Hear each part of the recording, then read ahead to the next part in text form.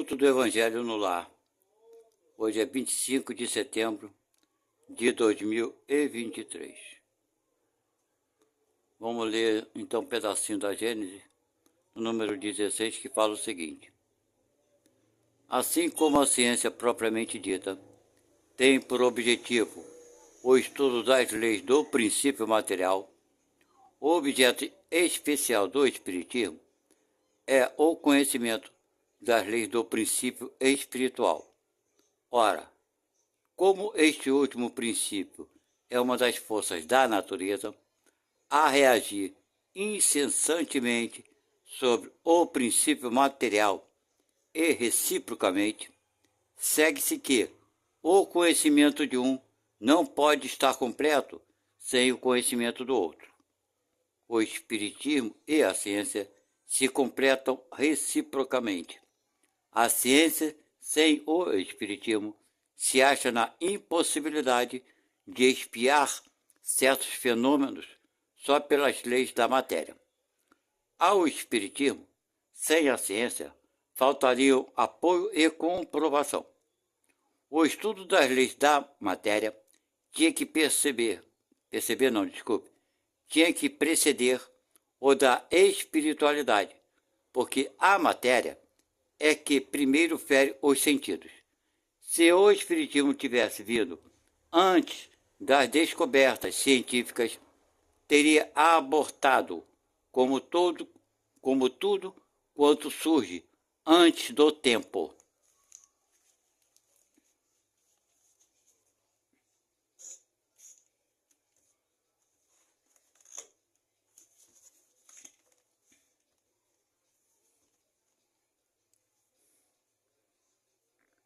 Deus Pai Criador do Universo,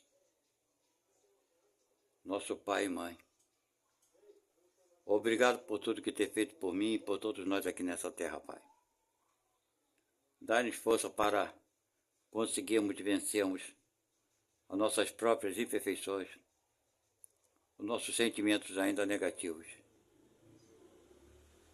Que todos os espíritos trabalhadores do bem em seu nome possam fluidificar essa água, para que ela venha me atingir e também atingir esse corpo físico material que eu estou utilizando temporariamente, de acordo, Deus Pai, com aquilo que o Senhor achar que é necessário para a minha atual vida nesse planeta Terra. Que o nosso querido Mestre Jesus Cristo nos ajude sempre que quisermos melhorar a nossa moral. Que a Virgem Maria, Mãe de Jesus Cristo, que nos adotou a todos como sendo seus filhos do coração, possa estar sempre também nos amparando, nos protegendo. Que Deus abençoe a Virgem Maria pelo lindo trabalho que faz, junto a essas mães prematuras, fortalecendo a cada mãe para que elas deem prosseguimento à gestação, permitindo a vida dessa criança que está por vir. Que a minha guia espiritual possa estar sempre me ajudando, me inspirando de bons pensamentos e que eu não ceda aos pensamentos negativos que me impulsionam sempre para fazer e cometer erros. Com a tua permissão, Pai, com a permissão de Jesus e de todos que trabalham por bem, pelo bem, estou dando por iniciado mais esse culto do Evangelho no lar. Que assim seja.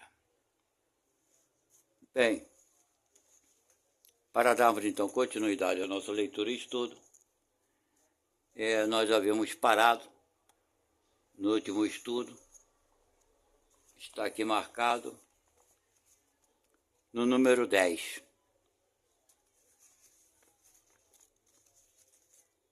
Esse estudo aqui do número 10 é o capítulo de número 11.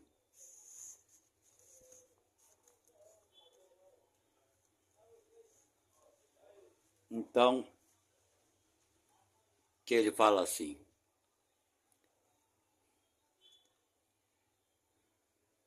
meus queridos com discípulos. Os espíritos aqui presentes vos dizem, por minha voz, amai bastante, a fim de seres amados. Este pensamento é tão justo que nele encontrareis tudo. O que consola é a calma, as penas de cada dia. Ou antes, praticando esta sábia máxima elevar-vos-ei de tal modo acima da matéria que vos espiritualizareis antes do vosso decesso terrestre. Os estudos espíritas, tendo desenvolvido em vós a compreensão do futuro, tendes uma certeza, a ascensão até Deus, com todas as promessas que respondem às aspirações da vossa alma. Também deveis vos elevar bastante alto para julgar sem as estreitezas da matéria e não condenar vosso próximo, antes de terdes dirigido vosso pensamento até Deus. Nunca julgar, né?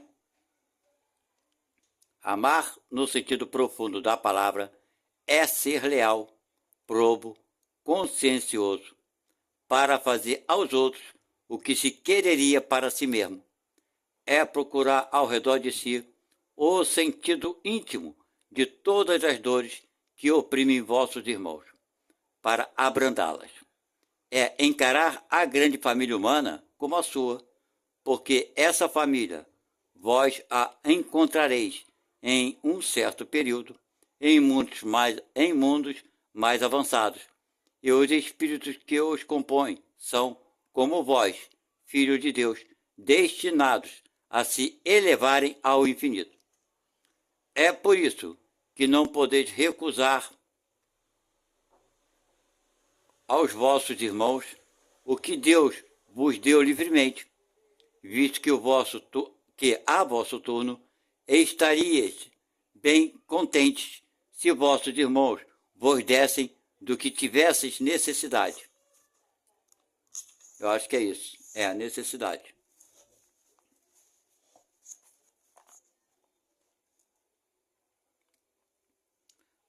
A todos os sofrimentos dai, pois, uma palavra de esperança e de apoio, a fim de que sejais todo amor, toda justiça. Crede que estas sábias palavras, amai bastante para seres amados, caminharão. Elas são revolucionárias e seguem um caminho fixo, invariável. Mas já tendes ganho, vós que me escutais, sois infinitamente melhores do que há 100 anos. Tendes de tal modo mudado em vosso proveito, que aceitais sem contestar uma multidão de ideias novas sobre a liberdade e a fraternidade, que outrora rejeitastes. Ora, daqui a 100 anos, aceitareis com a mesma facilidade aquelas que não puderam ainda entrar em vosso cérebro.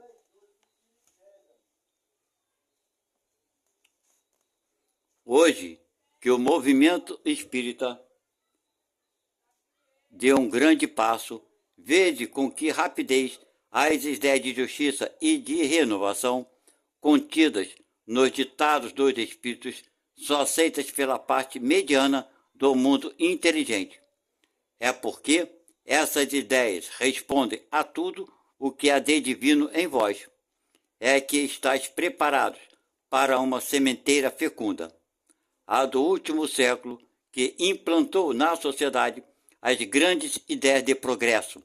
E como tudo se encadeia sob o dedo do Altíssimo, todas as lições recebidas e aceitas estarão contidas nessa permuta universal de amor ao próximo, por ele. Os espíritos encarnados, julgando o sentido melhor, se estenderão as mãos desde os confins do vosso planeta. Reunir-se-ão para se entenderem e se amarem, para destruírem todas as injustiças, todas as causas de desinteligências entre os povos. Grande pensamento de renovação pelo Espiritismo, tão bem descrito em O Livro dos Espíritos. Tu produzirás o grande milagre do século futuro, ou da reunião de todos os interesses materiais e espirituais dos homens, pela aplicação desta máxima, bem compreendida. Amai bastante, a fim de seres amados. Quem falou isso foi Sansão, um membro da Sociedade Espírita, em Paris, em 1863.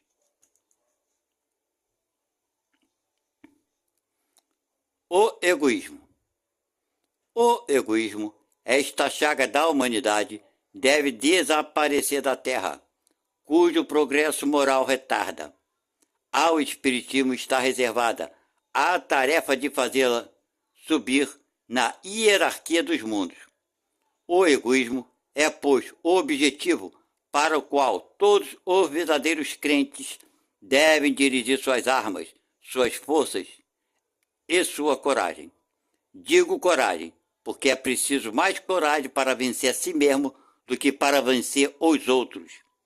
Que cada um, pois, coloque todos os seus cuidados para combatê-lo em si, porque esse monstro devorador de todas as inteligências, esse filho do orgulho, é a fonte de todas as misérias deste mundo.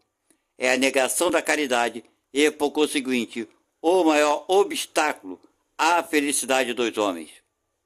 Jesus vos deu o exemplo da caridade e Pôncio Pilatos o do egoísmo, porque, enquanto o justo vai percorrer as santas estações do seu martírio, Pilatos lava as mãos dizendo: que me importa? Ele disse aos judeus: este homem é justo, por que quereis crucificá-lo? E, entretanto, deixa que o conduzam ao suplício. É o egoísmo, só pensou nele.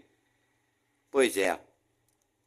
É a esse antagonismo da caridade e do egoísmo, a invasão dessa lepra do coração humano, que o cristianismo deve ter cumprido ainda toda a sua missão. É a vós, apóstolos novos da fé, e que os espíritos superiores esclarecem a quem incumbe a tarefa de o dever de extirpar esse mal, para dar ao cristianismo toda a sua força e limpar o caminho das sarças que lhe entravam a marcha. Extirpai o egoísmo da terra, para que ela possa gravitar na escala dos mundos, porque já é tempo de a humanidade vestir seu traje viril. E para isso é preciso primeiro extirpá-lo do vosso coração. Quem falou isso foi Emmanuel. Número 12. Se os homens se amassem mutuamente, a caridade seria melhor praticada, mas seria preciso para isso que vos esforçasseis em vos desembaraçar dessa couraça que cobre os vossos corações, a fim de seres mais sensíveis para com aqueles que sofrem. A dureza mata os bons sentimentos. O Cristo não se recusava, aquele que se dirigisse a ele, quem quer que fosse, não era repelido. A mulher adúltera, o criminoso, eram socorridos por ele. Não temia jamais que a sua própria consideração viesse a sofrer com isso. Quando, pois, o tomareis como modelo de todas as vossas ações?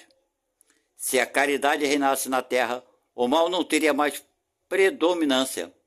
Fugiria envergonhado, esconder-se-ia, porque se encontraria deslocado por toda a parte. Então o mal desapareceria. Ficai bem compenetrados disto. Começai por dar o exemplo vós mesmos. Sede caridosos para com todos indistintamente. Esforçai-vos por não mais notar aqueles que vos olham com desdém e deixar a Deus o cuidado de toda a justiça, porque cada dia em seu reino ele separa o joio do trigo. O egoísmo é a negação da caridade. Ora, sem a caridade, não haverá tranquilidade na sociedade. Digo mais, nem segurança. Com o egoísmo e o orgulho, que andam de mãos dadas, haverá sempre o caminho para o mais sagaz, uma luta de interesses, onde são pisoteadas as mais santas afeições, onde os laços sagrados da família não são mesmo respeitados. Quem falou isso foi Pascal.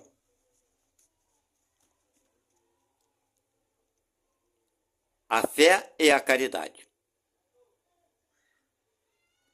Eu vos disse ultimamente, meus caros filhos, que a caridade sem a fé não bastava para manter entre os homens uma ordem social capaz de torná-los felizes.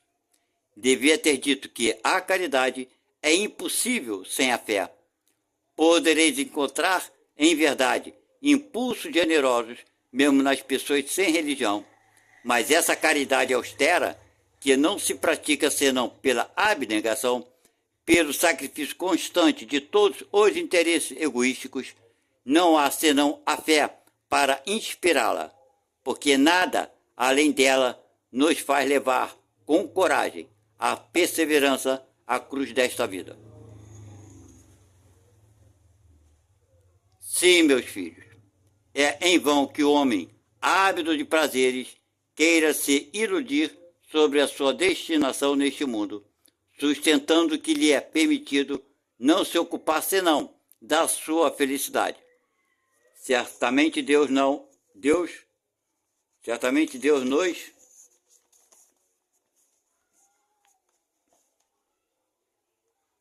criou para sermos felizes na eternidade. Entretanto, a vida terrestre deve servir unicamente ao nosso aperfeiçoamento moral, que se adquire mais facilmente com a ajuda dos órgãos e do mundo material, sem contar as vicissitudes ordinárias da vida, a diversidade dos vossos gostos, de vossas tendências, de vossas necessidades. É também o meio de vos aperfeiçoar no exercício da caridade, porque não é senão a força de concessões e de sacrifícios mútuos que podeis manter a harmonia entre elementos tão diversos. Entretanto, tendes razão afirmando que a felicidade está destinada ao homem nesse mundo, se a procurais não nos prazeres materiais, mas no bem. A história da cristandade fala dos mártires que foram ao suplício com alegria. Hoje, e em vossa sociedade, não é preciso, para seres cristão, nem o holocausto do mártir, nem o sacrifício da vida, mas única e simplesmente o sacrifício do vosso egoísmo, do vosso orgulho e da vossa vaidade. Triunfareis se a caridade vos inspirar e se a fé vos sustentar. Quem falou isso foi o Espírito Protetor. Quer dizer, precisamos ter fé, né? Sem a fé fica difícil de sermos caridosos. Ser caridoso por quê, né? Tem que ter um motivo. E se a gente não acredita em Deus, fica difícil, fica mais difícil. A caridade para com os criminosos. A verdadeira caridade é um dos mais sublimes ensinamentos que Deus deu ao mundo. Deve existir entre os verdadeiros discípulos de sua doutrina uma fraternidade completa. Deveis amar os infelizes, os criminosos, como criaturas de Deus, às quais o perdão e a misericórdia serão concedidos se arrependerem, como a vós mesmos, pelas faltas que cometeis contra a sua lei.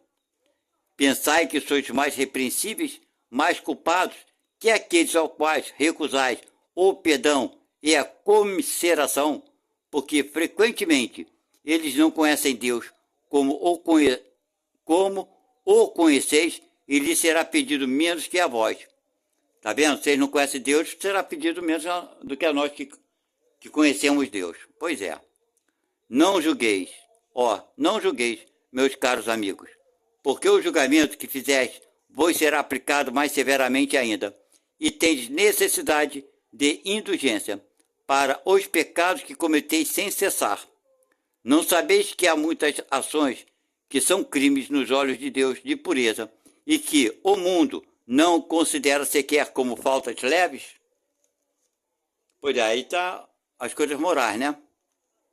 A verdadeira caridade não consiste somente na esmola que dais, nem mesmo nas palavras de consolação com as quais podeis acompanhá-la. Não, não é só isso o que Deus exige de vós. A caridade sublime, ensinada por Jesus, consiste também na benevolência, concedida sempre e em todas as coisas ao vosso próximo. Podeis ainda exercitar essa sublime virtude sobre muitos seres que não precisam de esmolas e que palavras de amor, de consolação e de encorajamento conduzirão ao Senhor. Os tempos estão próximos, digo ainda, em que a fraternidade reinará nesse globo. A lei do Cristo é a que regerá os homens e só ela será o freio e a esperança e conduzirá as almas às moradas bem-aventuradas. Amai-vos, pois, como os filhos de um mesmo Pai. Não façais diferença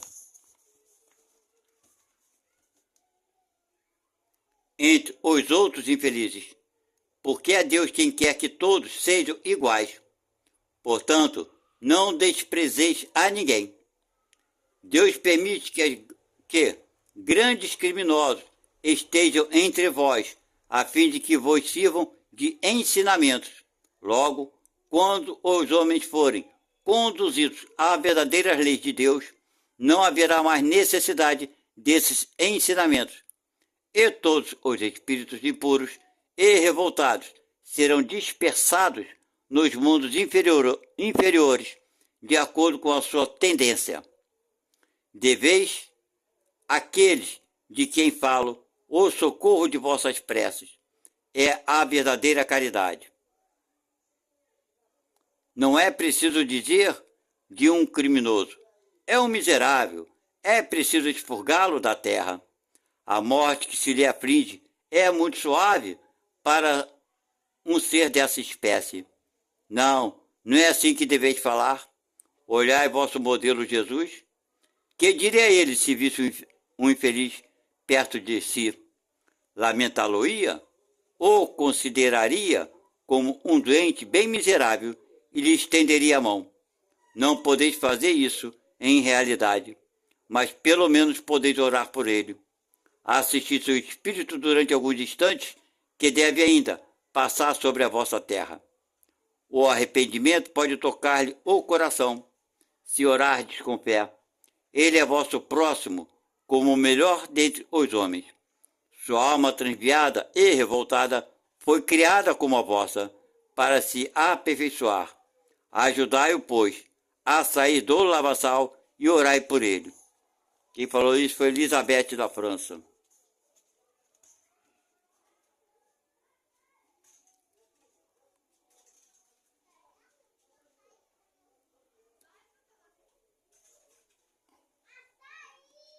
Um homem está em perigo de morte. Para salvá-lo, é preciso expor a vida. Mas sabe-se que esse homem é infeliz e que, se ele escapar, poderá cometer novos crimes. Deve-se, malgrado isso, expor-se para salvá-lo? Arriscar a própria vida para salvar esse homem, será? Resposta: esta é uma questão muito grave e que pode se apresentar naturalmente ao espírito. Responderei segundo o meu adiantamento moral, uma vez que se trata de saber se se deve expor a própria vida por um malfeitor. O devotamento é cego. Socorre-se um inimigo. Deve-se socorrer o inimigo da sociedade. Numa palavra, o malfeitor, credes, é somente a morte que se vai arrancar esse infeliz? É talvez a toda a sua vida passada, porque pensai nisso, nesses rápidos instantes que lhe arrebatam os últimos minutos da vida, o homem perdido volve sobre sua vida passada ou antes, ela se ergue diante dele. A morte talvez chegue muito cedo para ele. A reencarnação poderá ser terrível. Lançai-vos, pois, homens, vós a quem a ciência espírita esclareceu. Lançai-vos, arrancai-o a sua condenação. Então, talvez, esse homem que morreria vos insultando se atirará em vossos braços. Todavia, não é preciso perguntar-vos se o fará ou não, mas ide em seu socorro, porque salvando-o, obedeceis a essa voz do coração que vos diz: pode salvá-lo? Salva-o. Quem fala isso foi Lamennais. Foi em Paris em 1862. Bem, gente, aqui vamos então encerrar o nosso estudo de hoje. Estudo não, desculpe, nosso culto do Evangelho no lar. Ok? Para então semana que vem voltarmos a fazê-lo.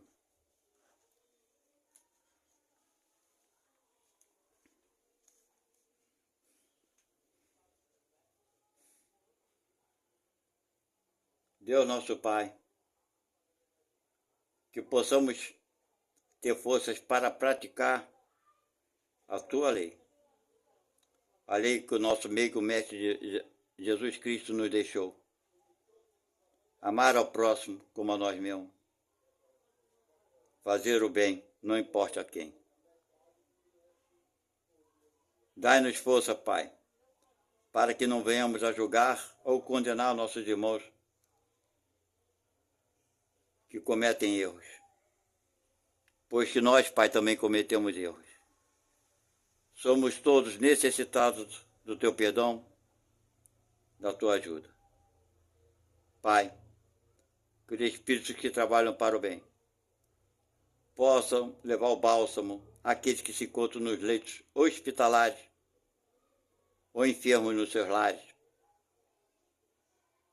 vítimas de acidentes, doenças físicas, de todas as espécies. Que os espíritos trabalhadores do bem possam ajudar todos esses irmãos que estão desencarnando também, constantemente no nosso planeta Terra.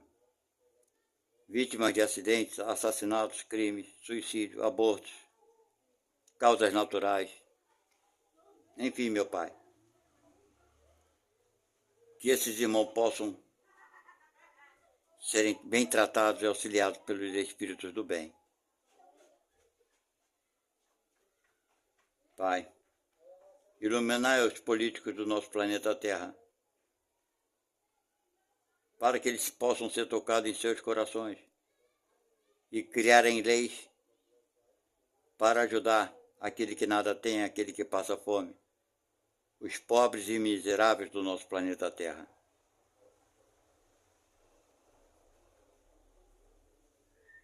Mestre Jesus Cristo, médico das almas, venha por tua misericórdia e amor até todos nós, teus irmãos imaturos, que ainda padecemos de conhecimentos morais, mestre, pois ainda que lutemos, muitos de nós não conseguimos sairmos da situação das coisas que nós mesmos nos colocamos.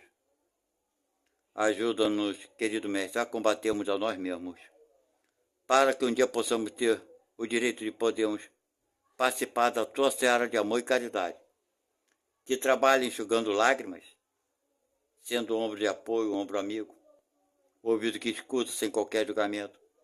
E quem sabe, amado mestre, possamos proferir algumas palavras de consolo e de carinho.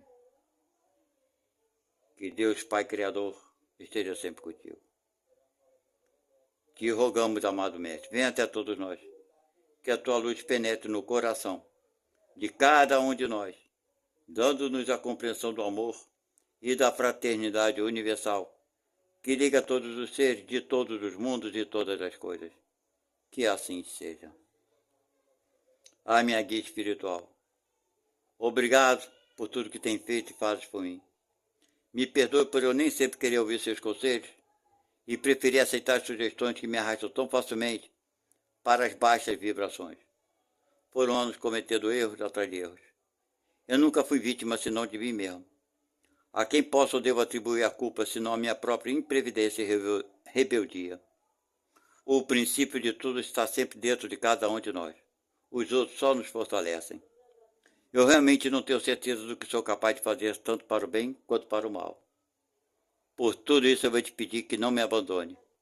Me auxilie para que eu possa derrotar de dentro de mim tudo que atrasa a minha caminhada evolutiva na direção do bem maior. Me auxilie, irmã, para que eu consiga ser melhor do que eu sou. Não porque eu me sinta alguma coisa de bom, mas sim para que eu consiga ser melhor para o outro, não melhor do que o outro. Para poder ser mais útil aos meus irmãos de caminhada. Que Deus te abençoe por tudo que fazes. Meu Deus, meu Pai, dai-me força para que eu consiga reparar todos os erros que eu cometi na vida atual, quanto a meus irmãos de caminhada e quanto meus irmãos na vida passada. Que eu consiga encontrar forças e sabedoria em Ti, Pai, para poder reparar todos os meus erros. Pai, dai-nos força. Precisamos muito. Que os bons espíritos nos ajudem, nos fortaleçam, sempre no caminho do bem. E agradecendo ao Senhor, meu Pai, e a todos aqueles que trabalham para o bem, estou dando por encerrado esse culto do Evangelho no lar de hoje. Obrigado, Pai. Obrigado, Jesus Cristo. Essa parte se encerra agora. Que assim seja.